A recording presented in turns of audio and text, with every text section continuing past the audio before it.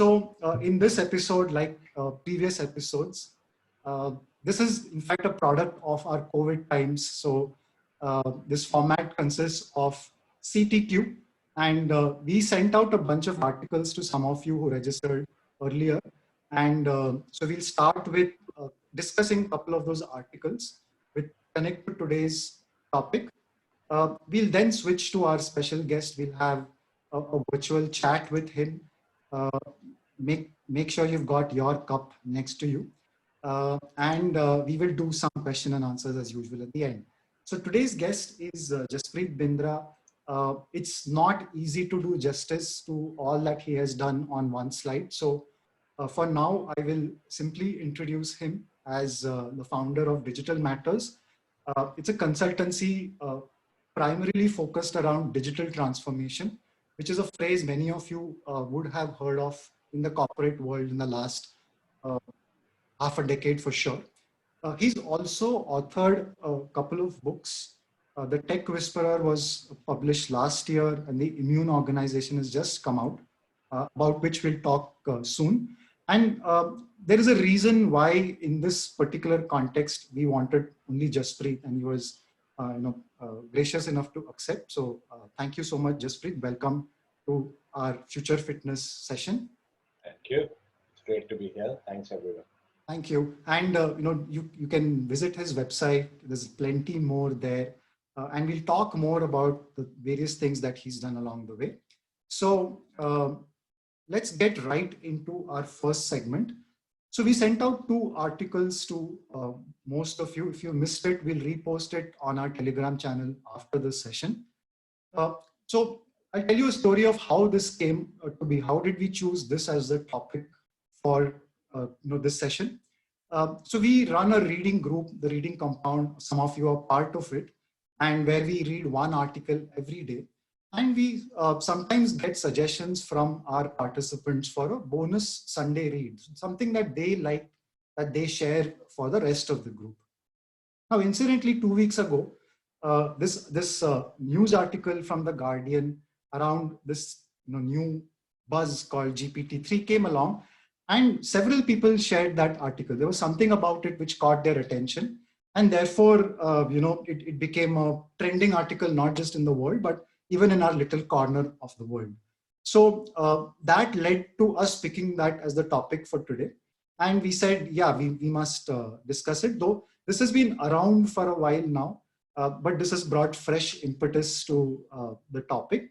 So the first article that we sent all of you was, what is probably going to be there for a while in terms of this discussion.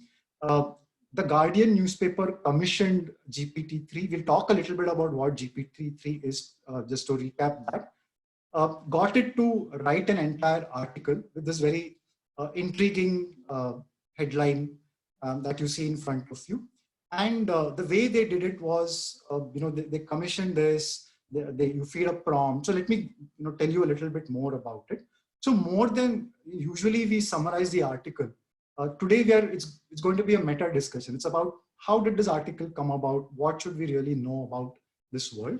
So for those of you who are new to GPT-3, I'm just going to in very, very simplistic terms, try and summarize what that means. And those of you who are much more tech savvy than I am should excuse me for the simplification. So GPT stands for Generative Pre-trained Transformer. In effect, it is a statistical machine learning model, the kinds of which have been growing over the last decade. Typically, what happens is there is a program, a statistics-based program that will consume large amounts of data and come up with a model. And what has been, this is the third version that OpenAI, the research lab behind GPT-3, has released. What has been fascinating about it are 2 things. One, that they have probably the biggest or the largest language model behind it. And again, to quickly describe what a language model is, think of it as a predictor of what comes next when it comes to language. So if I were to talk to you and I say, did you see, and stop there, your mind might start filling in the blanks. You may have different possible answers, But if all of us are talking about a recently released film which happened yesterday, and you know that I was a fan of a particular actor in that movie, you might go ahead and complete that. So in very simplistic terms, a language model is built over lots of past data, which helps us predict what comes next. So GPT-3 is essentially a huge language model, the biggest that the world has ever seen. And to use it right now, they have, they give API access to a few people who tried it out. And that's where the second important part of this came about, which is that its output was fairly a lot better than what other language models have done, partly because of the scale of the data, the training data behind this language model. So what the Guardian did was they gave this language generator a prompt, and they said, give us an article around this. So GPT-3 actually generated 8 different essays, and a human editor stitched it together, and that's the article that was sent to you. So that's the buzz behind GPT-3. There's been GPT-1, 2, 3, and this will probably grow a lot more. So for us, if you're not really an AI researcher, is this something that we should still know about? Looks like the answer is growing and increasingly yes. And that's what we are going to discuss for the rest of today's session. So that was the Guardian article that made a lot of waves. So then the second article that we sent you was written by Jaspreet. So he penned a lot of people in, with different lenses. Some are researchers, some are philosophers, some are industry experts like Jaspreet. They started writing their own takes, and this time it's the humans writing the takes, right? So he wrote a very interesting article with this headline that yes, I think for years we've been talking about machines, AI machines catching up. You're nearer to that world than you were, a decade or 3 decades ago. The possibilities. So GPT-3 and such systems can be used for machine translation. They can be used for question answering. They can be used to read sentiment. They can be used, they've also been trying to use it to extrapolate data on its own. So what you do is you give it a small amount of prompts, input and output, and it can, generalize from there. So what Jaspreet wrote, like many others taking their points of view. So he called out some of these very interesting use cases, but he also called out the fact that it is very easy for a system like this to come up with beautiful but empty words, or what he called empty rhetoric. And I think some of us who have met certain kinds of politicians, or even I must say that in the presence of some MBAs here as well, certain kinds of people in suits, we know what they're talking about. Sometimes there is a lot of words and there is nothing behind it. But in general, humans have a lot of they understand meaning, they read between the lines very well. So this was the other take that we sent it to. And just to broaden this a little bit more, an interesting comparison that I read while I was preparing for this, which is the second piece below, is that some of the criticisms, right, that it says that language models like these they're great mimics. Okay, so one example is that of improv. So I'll just read this line out by Summers Stay, a researcher. He said that GPT is odd because it really doesn't care about getting the right answer to a question that you put to it. It's more like an improv actor who's totally dedicated to his craft, never breaks character, has never left home, but has only read about the world in books. So like such an actor, doesn't know anything, it will fake it. And interestingly, our last session in the Future Fitness Gym was all about improv. So there's a strange connection that only a human would probably make. So on one side, you can think of these language models as great mimics. They can say the right things, but they may not necessarily know what they're saying. And there are a couple of these links which show the sort of the dark side of something like GPT-3. So we'll talk more about that in our discussion. So So here are some interesting takes, and I'm sure you'll see plenty other takes around the world in different publications. But what is certain is that this is a big talking point. Uh, 3 decades ago, 4 decades ago, there was something called as the AI winter, where the people hyped what AI was going to do for us. It was a very reasoning-oriented, top-down thing. So even Jaspreet in his article mentions the difference between different kinds of intelligence. So reasoning is one way to do it, but there is this bottom-up approach. There is all the sensory information that you get from being in an environment. The interesting thing now is that a lot of those pieces also seem to be falling into place. And that is where this discussion really gets interesting. So at this point, I will we'll go ahead to the reason that Jaspreet came to mind when we thought about this, because forget GPT-3 and Guardian. Last year in his book, The Tech Whisperer, which is all about digital transformation, he actually had a chapter which was auto-generated by a program. And there is a preface to that chapter where he describes how they, actually, he got together with a friend and how he actually, produced this. So if you actually read this chapter, it's fascinating because it's pretty good. I mean, you will see some chunky material here and there, but you could have said that this could have been written by a human. And I have a few questions around how this chapter came about. But this is a fascinating thing, and you'll probably see more of this. So at this point, let's start our conversation with Jaspreet. I'm going to turn off my sharing for now, and I'm going to start my conversation. So Jaspreet, tell us a little bit about how this story came to you, because this is probably the kind of insight only a human would have. So you mean the idea for the chapter? Yeah. So it's actually, first of all, thanks for asking me about one of my favorite topics, which is my book, obviously. So look, this was my first book. I'm not an author. I'm an accidental author. And it was my first book last year. And as I was writing this, Penguin had commissioned me, they were kind enough. And as I was writing this, I remember this was February of 2019. And I was actually on writing chapter 12 of my book, which was a chapter on AI.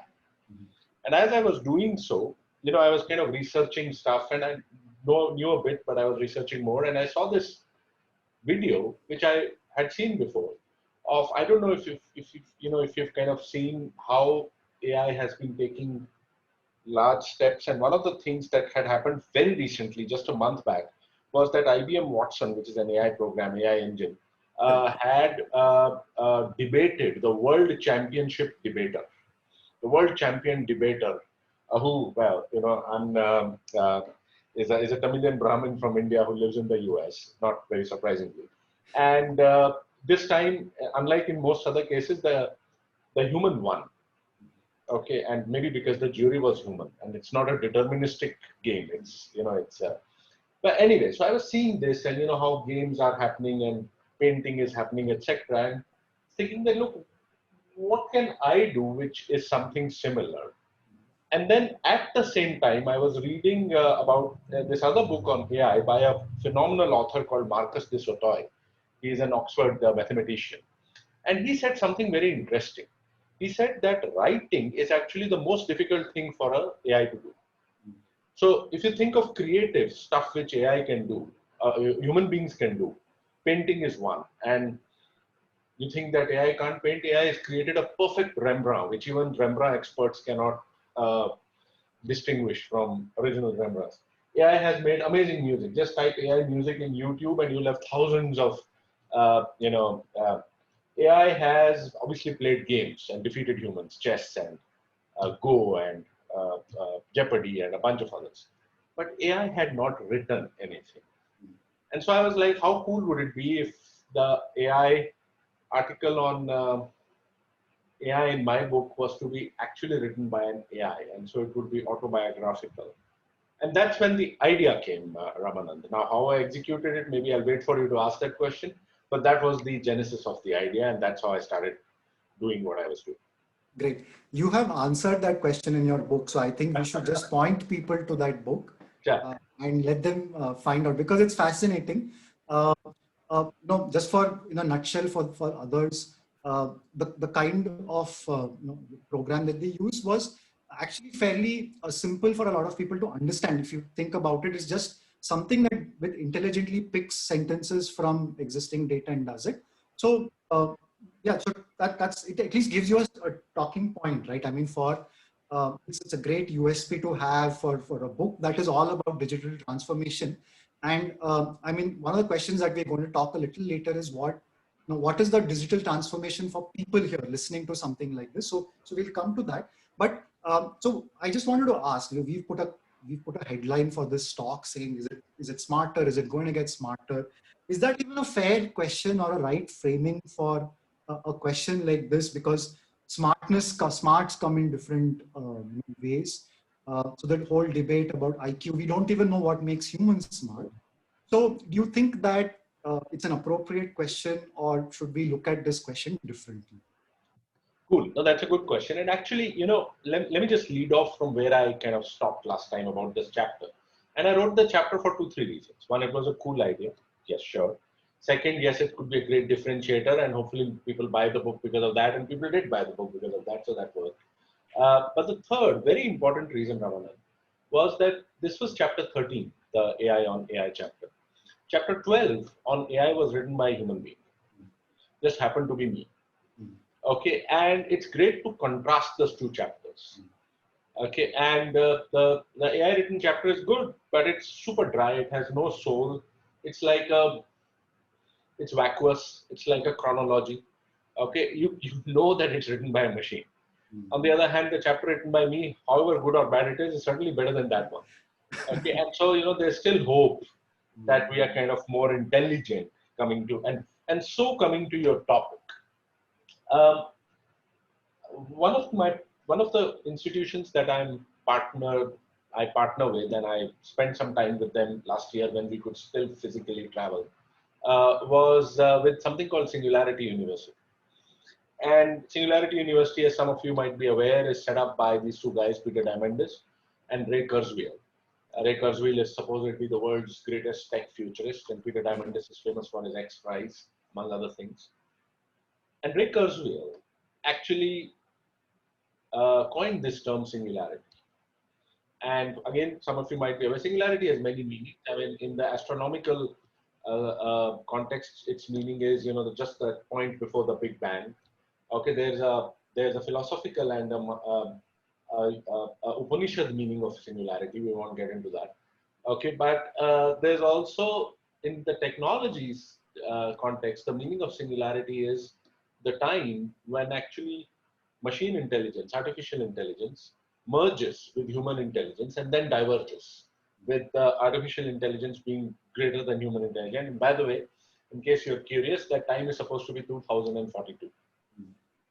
So we still have some time to do. But so yes, a lot of people are talking about machines getting more intelligent. Okay. Not everyone is convinced, because as you rightly said, what is the definition of intelligence? There are many theories. Maybe that will be the next species of human being. And so the famous Yuval Noah Harari book, Homo Deus, okay, which is after Homo sapien. After sapien was Deus. Okay, and so the next one. Or there's another theory of life 3.0. So we are kind of doing life 2.0, and now there's going to be life 3.0. So there's a bunch of possibilities. And I would end with just saying one. I would end with another way to frame this, because you could talk about this till my flight 4 days from now. Okay, but the other way to frame this is this whole concept of ANI versus AGI, artificial narrow intelligence versus artificial general intelligence. Again, for people who know, who have read a bit about AI. And ANI, I think in ANI, AI has gotten more intelligent than us in those narrow tasks, in those very narrow tasks, right? But AGI, which by the way, GPT-3 is supposed to be, along with deep learning, one of the first step towards that. where it becomes more intelligent than us in everything is still a long way off. And 2042 is supposed to be when AGI becomes more important, intelligent than human beings. Right. I will force myself to stop here. I think we'll pencil in a date for September 42. And Yeah. like Harish has just mentioned, 42 is always involved. Yeah. I mean, thanks, Harish. Actually, I think that's why he chose 42. I mean, look, there's no, how it is. Yeah. So, For those of you wondering what this is from Douglas Adams, and you should check that out. For anyone interested in future gazing, I think that book can address a lot of hubris and arrogance that we may have with the respect. answer to life and everything. By the way, they've revised their 2042 now. Ray Kurzweil now says it's going to be earlier than that. He's talking of sometime in 30s, 39, I believe. Let's see. I see. Okay. Interesting. So, I mean, just to comment on the soul or the humanness of your chapter versus other chapters, right? So, as someone who's read the book, I can say that one clear difference is the ability to connect or make sense with things like analogies, for example. So, you use a host of analogies. You make starting off your book talks about the tsunami and staring at the sea floor. On the other hand, you have this running thread of using religion, spirituality to make connections. So that is like a lifetime connection. Right? If it gets there, then I think we will sit up in our chairs and ask that. So with that question, is there, and one thing that humans are going to do is going to be emotional about such subjects. So is there something about you that's like Kurzweil is more of I think a pessimist, if it's fair to say that he believes that this race is lost in some sense. Are you, does it scare you? Does it excite you? How do you see this personally? I don't know how much, what kind of language you use on this show, but it scares the shit out of me. Right? Whether this language is allowed or not. I will stop it there. Look, many things here, and I'll again try and restrict myself to just 2 or 3. Okay. Number one is this analogy bit that you talked about. And Marcus de Sautoy, again, who is an amazing writer. I forget the exact terms that he uses, but he actually quotes another UK philosopher. Her name I forget again, and getting older. And one of the reasons I believe AI is already more okay, but about 3 kinds of intelligence. And the first one is much more narrow, and machines will kind of just take over that kind of intelligence. I'm not getting into details here. The second one is what is called combination intelligence, which is where you kind of draw from other fields, mythology and for example, or the seafloor and stuff. And deep learning is actually conquering that bit. The third kind of intelligence is actually transformational intelligence, about Escher drawing his drawings, or Picasso, completely changing art, the way it used to be. That transformational bit, which he says is only 0.3, 0.4% of actual real human intelligence, is what computers would not be able to touch for a very, very long time. But the rest of it, which is 99%, yes, including this analogy part of it. But coming back to your question on what do I think? See, I started off being an optimist. I have become a bit of a cynic on this for many reasons. But the primary reason, Ramanand, is that at the end of it, AI is being built by human beings. For a period of time, AI is not going to be building AI. One of the best books on AI is another guru of mine called James Barat, who calls it, whose book is called Man's Final Invention. Okay, and so he posits that AI would be man's last invention, because after that, only AI would be building stuff, because it will be already more intelligent than us. But until then, we are building AI. Okay, and who's this we?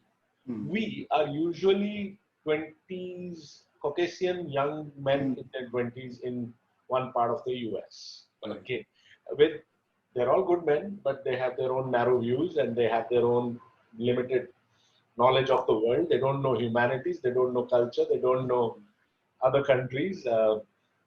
east for them stops at New York. Okay, and so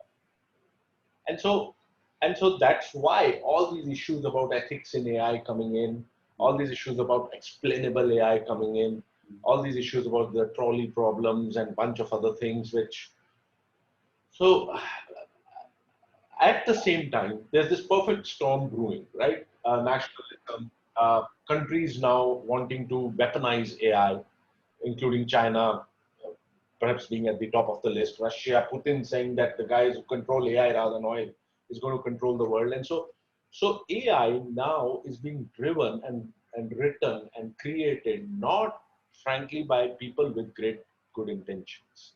I believe that it's being created by people with intentions other than good. And so what comes out of it, therefore, at the end, is not going to be something to be happy about. And that is the reason for my cynicism. It's not about the AI. It's about the people who are building it and writing the rules for it. It's a bad time in the world to do that. So I'll stop. Sure. So Anuradha, one of our participants, had this question for you, which is the ultimate existential question, right? That like Skynet, do you foresee that this is going to be existential threat to humanity? I believe Hawking and others had this list of existential threats. This is one of them. So do you take it as far as that? You know, a lot of people ask me this question, and I tell them, look, don't worry. It's going to be fine. AI is not going to destroy us because before that, global warming will. Okay, so you know where my cynicism is coming from. I'm becoming a cynic. So look, yes, I do believe that there's a very reasonably high possibility of AI becoming an existential threat. But I think that we have bigger threats, and global warming is bigger, sooner, more global, far more imminent than AI is. I don't think, 2042, right? We still have like 22 years to go. And with global warming, people say 10 years, 12 years, 15 years, whatever. And you can see all the signs, right? Having said that, I also want to say one more thing on AI. So when people hear about 2042 or whatever year and similarity, the mind, so basically what people think is that you get up in the morning and suddenly there'll be this robot or something, Terminator, okay, who, is going to be more powerful and more intelligent than you. That's not the way it works. Okay, actually the intelligence has been happening for a while. It's like that frog in the boiling water, right? You throw a frog in boiling water, it jumps out. So if there's Terminator and you're kind of there, you will run away. But if you kind of are there in the water and it gradually heats up, the water has been heating up for a few years now. We started forgetting phone numbers 10 years back. Now we don't remember any, not even our spouses most times. Okay. Now we've started forgetting directions because we don't need to. Someone else has taken that task over. Okay. With driverless cars, we'll stop forgetting how to drive. We'll start forgetting how to drive. With Amazon, we don't know where our stores are going to be. We don't need to, right? And so it's actually, that is how AI, machines, whatever you call it, insidiously take you over step by step, rather than this suddenly, one morning you kind of wake up. And finally, to complete, the same thing we are seeing, I'm sure you'll probably have a discussion on, if we already haven't had, and a bunch of people would have watched The Social Dilemma recently, okay, and obviously been reading about it. I mean, those are nothing but giant AIs, okay, and they're taking over our world and shaping our lives and our world and our governments. So I rest my case. All right. So yeah, it's a creeping thing that you're not going to. I think on the positive side, there are proponents of progress. Right? They look at the past and say we've done this in the past, and I think even this year, something like video conferencing, right? Which I'm sure if you watch 2001: A Space Odyssey in the 60s, you would have said, "Wow, this is the future I want to live in." We are living in that future, and it seems mundane. It seems like, yeah, so what's the big deal? Right? So I think our ability to get used to things is what perhaps. No, absolutely. I do want to add here and say that, look, I'm not presenting a balanced view. Correct. Okay, since you asked me my view is not balanced. Okay, it's a little bit more towards the cynical side. Yes, there's lots of good stuff. Okay, lots and lots of good stuff. It's just that I'm not trusting the humans to focus on the good stuff, but focus more on the bad one. So, sorry. Right. Okay. So let's now look at what is it that the average person can do in response, to kind of work towards their future relevance, in the sense that not to use it as a lost cause. So couple of things. One thing I wanted to ask your opinion on. So Gary Kasparov has, because he's had this famous relationship with machines. He once spoke about, I think he wrote about this in his book, where he said that uh, uh, compare a human or you compare an algorithm, the combination of human algorithm plus algorithm will beat either of these two out. And that's how we should probably think about it. Yes. If you look at, I think almost everybody here on this call is a knowledge worker to some extent. Yeah. What would you suggest that people like us, do? How should we start finding what is the algorithmic counterpart to our skill set? Do we wait for organizations? And you have written in your book that organizations are slow to change, because that doesn't happen very easily with organizations. So what is it that we should start thinking about in this way? Cool. That's a good question, Raman. And the second most popular question I'm asked after will AI destroy us is, will AI take our jobs? Okay, is the second most popular question. And this question has been asked with every new technology, as you said, when it comes.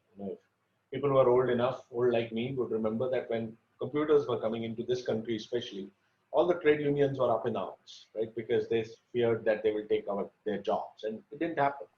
Actually ended up creating more jobs, and so did machines in factories. Started with the spinning jenny, way back, that will take your jobs, and it didn't.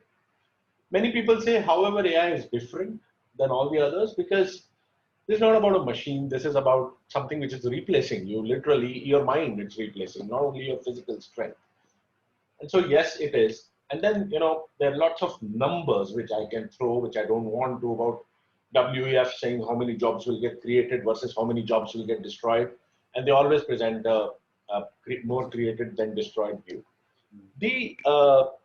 And everyone has written about this. The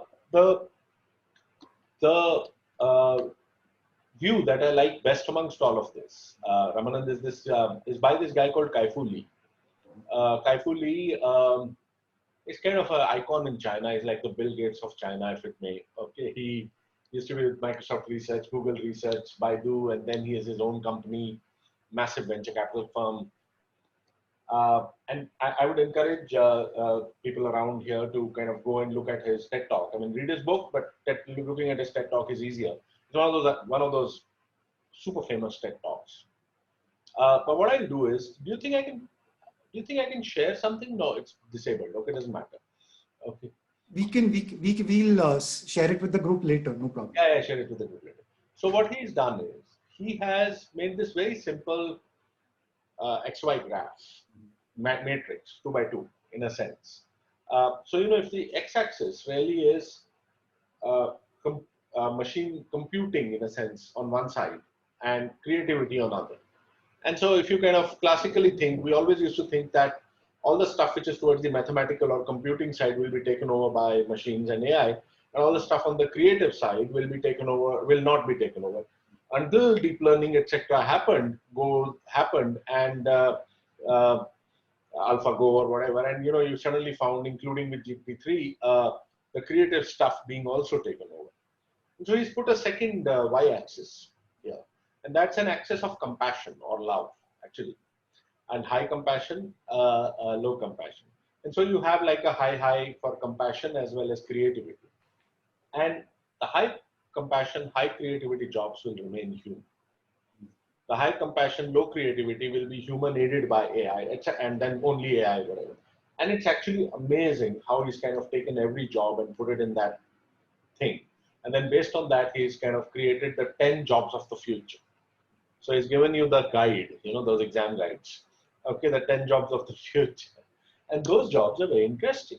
Okay, so those jobs funnily have artificial intelligence engineers because someone has to build that. It has management, so people will be happy because management requires too much of creativity and connecting the dots, etc. It will take a while.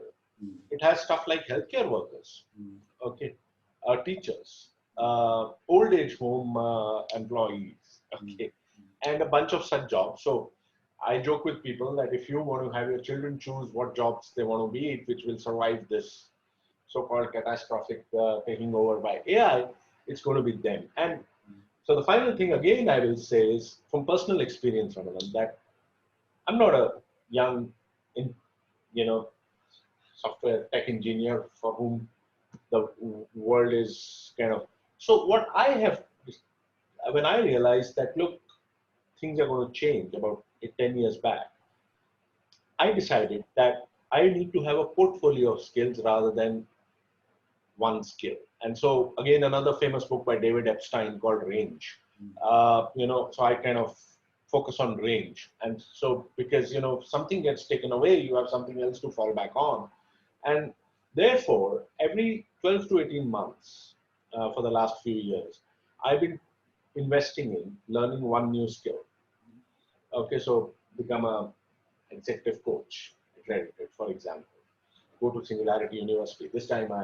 This year, because of the lockdown, it was about how to become an independent director on the board. Okay, and so something. Okay, and that's what I would, just my example. There are other ways, but that's what I would possibly urge people to do. Extend the range of your skill. Right. Thanks. That was a question we were going to ask you because that's great. I think you can just say things and you can actually do them. I think it's great that, and we can see that. That's why I said we can't compress your resume, right? So maybe that should be our goal, right? To have something that we can't put in a slide. I'm just going to take a quick question from Kranti on the chat, which is, Kranti, I'm going to pick your second question. Tell us, is there an Indian connection to all of this? Are we adapting, adopting, innovating on this front? You see that you mentioned China, but where is India in this?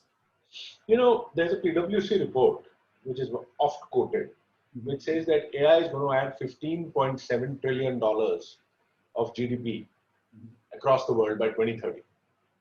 Out of those $15.7 trillion, $7 trillion is China. $5 trillion is the US.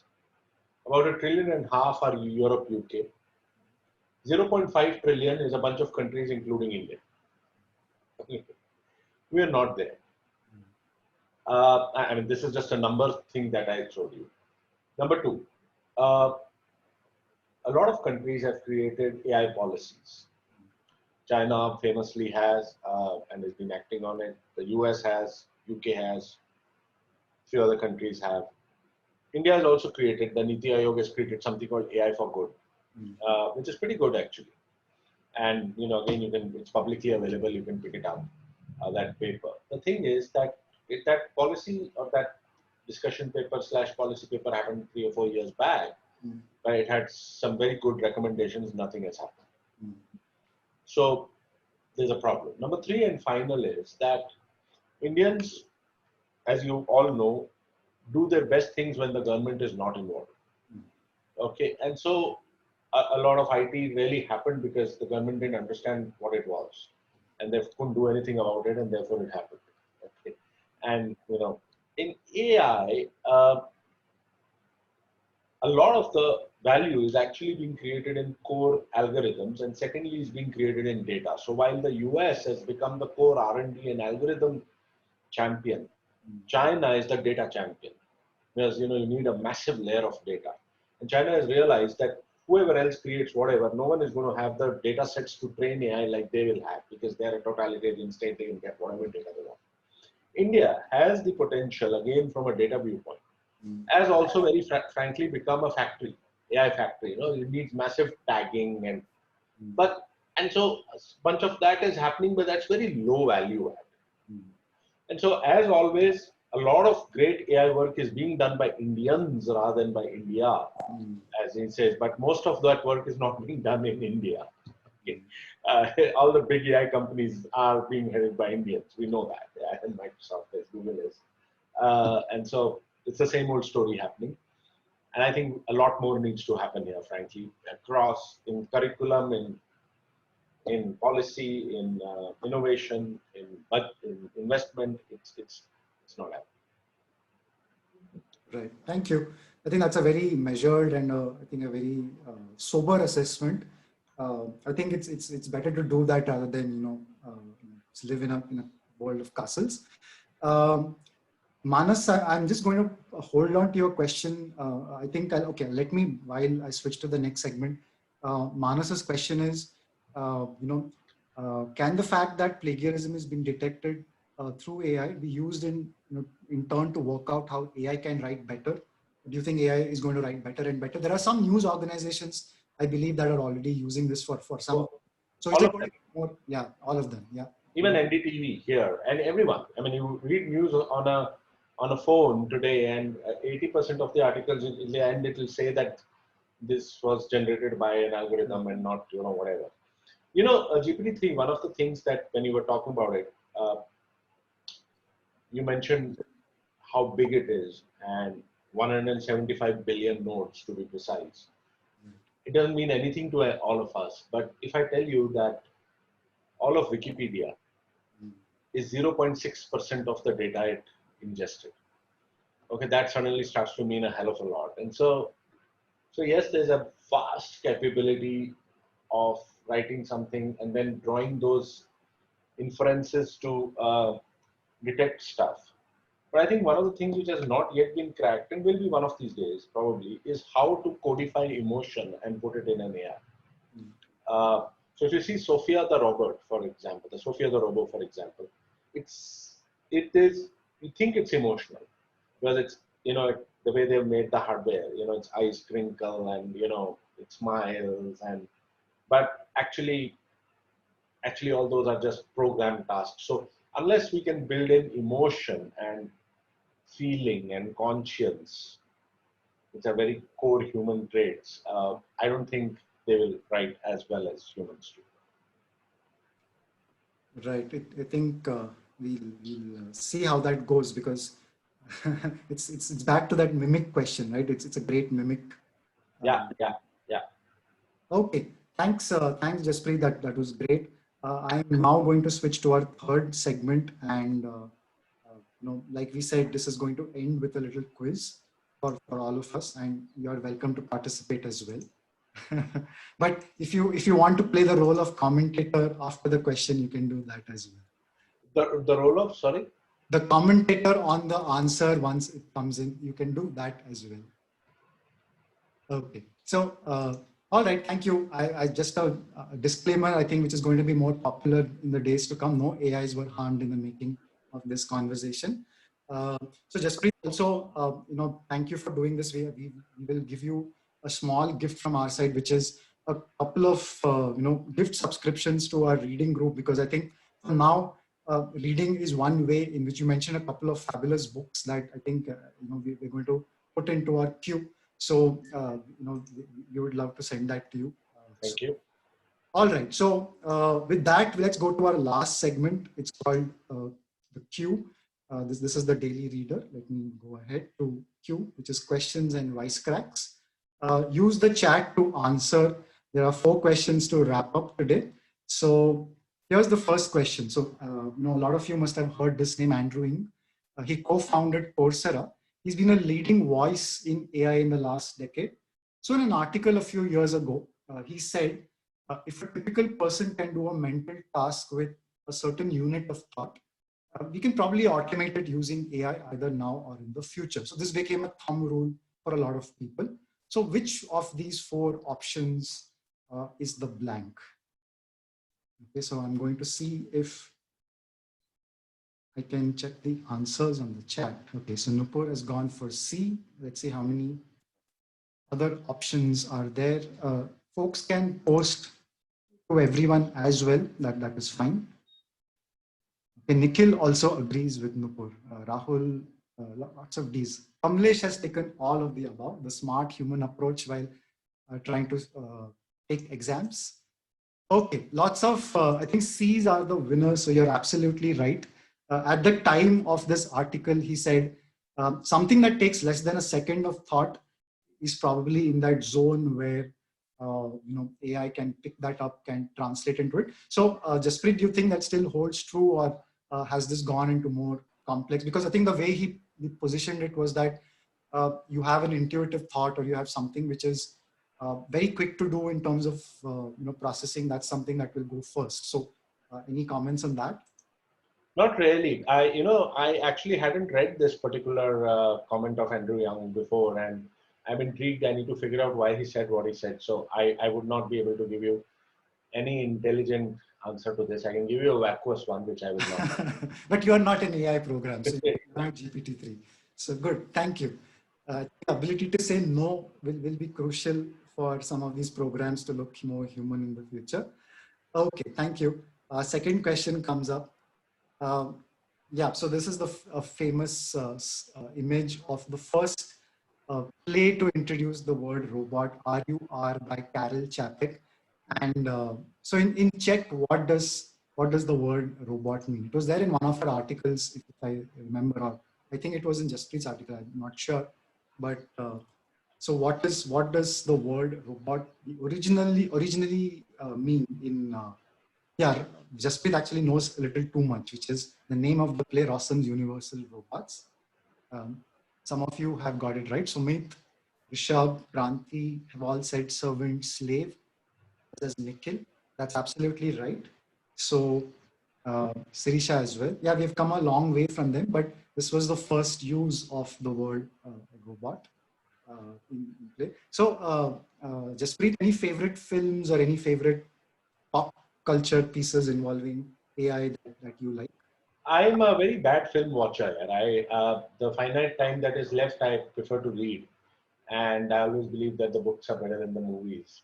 But I think the one which a lot of AI people, not that I can count myself as an AI person, but if you ask AI experts, the one film that they point out, and I haven't watched it completely, is actually Her, Her, Mm-hmm. where this guy falls in love with the Alexa equivalent, Siri, Right. and I believe that's one of the best. But I'm not a film guy, to be honest, so I won't be able to answer that. Cool. That I think, yes, I think her, a few people have called that out. Yeah, And Rishabh and Sumit both say it's a good, really good movie. It's a brilliant movie, says Sumit. So, yeah, so I think if all of us who haven't watched it, we'll go and do that soon. In fact, the Spielberg AI movie, right, which was kind of a soppy adaptation of a science fiction story. In that case, I think the story was indeed better. All right, so let's go to our third question, which is going to be on films as a connecting point. So this is from a HBR article. So this is, I think, Jaspreet mentioned ANI versus AGI, narrow intelligence versus general. This is more about the narrow one. So it said that think of these models, these machine learning models, as narrowly focused employees, great memories and not so great social skills. And they used a two-word phrase for them. They can predict how best to grow the business, make customers happy, and so on. But they'll often fail if you try to apply them to something new. Worse, they may degrade invisibly as things change around you. So the two-word phrase in this answer, the best possible example of this was this film that I think some of you are already recognizing. So either tell me the name of the film, but if you want to double your mythical points, then tell me the two-word phrase as well. So let me see if I can get my chat back in. A lot of you got Rain Man, absolutely right. Navneet, Jaspreet as well, Nikhil as well. But can you figure out the two word? So Rain Man was based on a true life character. And this was a phrase, kind of not really, it's more of a common term. I think it's gone out of vogue now because it's not politically correct. So what is this two-word phrase called?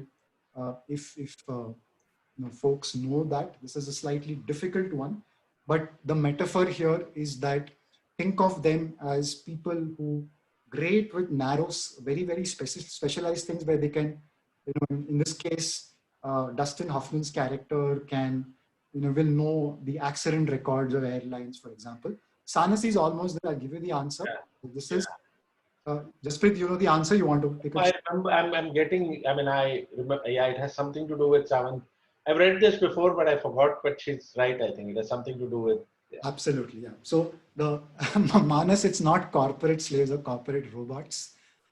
So savant is the second word. The first one is idiot. It's called an idiot. Yes, Someone who has super focused skills, some natural rewiring in the brain that has caused that, but lack a lot of other things. I'm sure this has fallen out of use these days, but that was a comparison made for some of these models.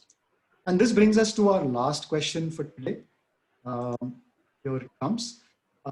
In 1994, the first world champion of a board game sport to lose a match to a computer program was in which game? So we've had Go more famously recently, but what was that first major instance? It's not Go, Navneet. It's actually not chess, folks.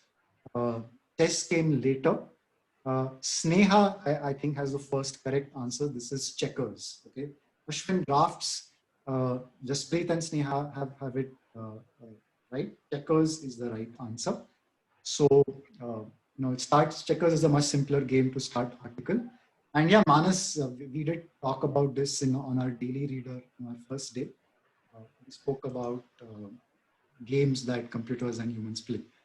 All right. So with that, thank you so much. I'm just going to give Jaspreet a chance to give his final thoughts here before we go. But I also want to tell you that he has a recent book out this year, which is very relevant to this year. It's called The Immune Organization. It's a very short book, so go and check it out for sure. It's about future-proofing organizations from kinds of disruptions that have happened this year. And of course, you should check out Tech Whisperer. In fact, on October in our Telegram channel, we'll be giving away a couple of copies of this away. So hang around in the channel and find out. But Jaspreet, any final thoughts for our audience? No, thanks, Akan. You said the magic words of giving away books. Thank you for that. Yes, the Tech Whisperer is, if you haven't read either, the Tech Whisperer is the one to read. The Immune Organization came out of an article which got converted into a very short book only available on the Kindle.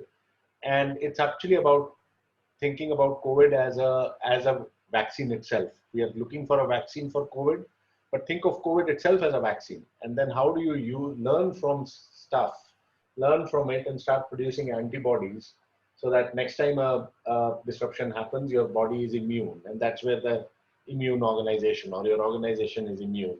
So it's an interesting concept, and some of the Tech Whisperer stuff is used there. But I guess those are the two books. That's what I just wanted to say, and I really enjoyed myself, especially the quizzing bit. Ramanand, it kind of brought back memories. I miss that a lot now, and I think it'll be a good way to get back into quizzing. So thank you, everyone. Thanks for all the interesting questions. That's all I wanted to kind of say. Thanks, Jaspreet. In fact, Jaspreet is also known for his writing. He has a TED talk on blockchain as well. Oh yeah. I think Shane had a question on that, which is about blockchain. But you want to quickly talk about blockchain in India? What one line as to is it like the AI thing or is it in a better shape? No, blockchain. See, I got attracted to blockchain primarily because of the philosophy, which is very anti-AI. In a sense, and AI is a very centralizing philosophy. Few people become powerful.